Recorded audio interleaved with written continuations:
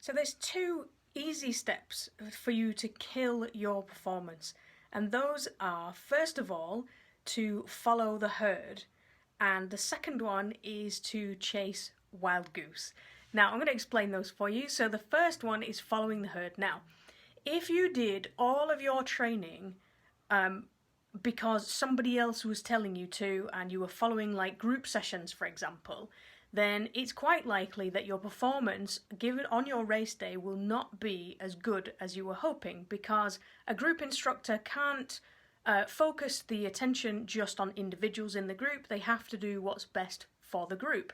So that means that you can't work on your weaknesses, and you can't spend any time focusing on the areas that you need to focus on.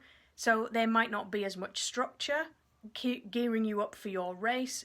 So you might be doing speed at the wrong time, and you might be doing strength just before your race day, which is not useful. So if you want to really boost your performance results, then you have to focus on what's right for you. And it's the same for your mobility.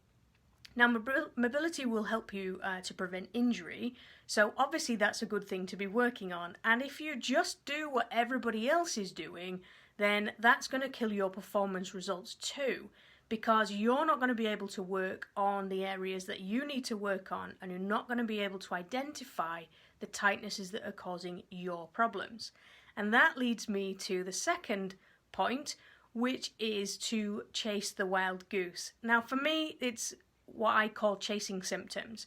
If you only deal with the symptom as it pops up, it's a bit like that whack-a-mole game where you stand and wait for the mole to pop up and then you try and hit it with the hammer. It's a bit like that when you're chasing symptoms. If you wait for the symptom to appear and then try and deal with it at the time, then the symptoms are just going to keep appearing in different places over and over, which means that you will end up chasing those symptoms around your body and not actually dealing with the thing that causes those symptoms in the first place. So if you focus your attention on your issues that are causing those problems rather than the symptoms themselves, you won't get distracted. You won't waste time dealing with things that aren't actually important, because symptoms have a tendency to direct you to where the pain is, not to where the problem is.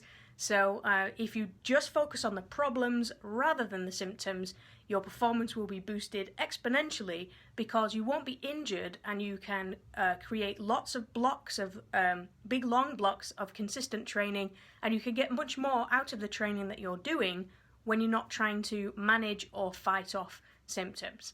So if you want to understand where the causes are for you, then I've identified 3 different places in your body that are causing the majority of injuries for everybody. And I have yet to find people that this doesn't work for. So if you want to find out which of those 3 is most pressing for you right now, then you can use my free injury predictor assessment, and you will find out which is causing you the most problems, which means you can direct your attention and your time onto the things that are actually going to make the biggest difference.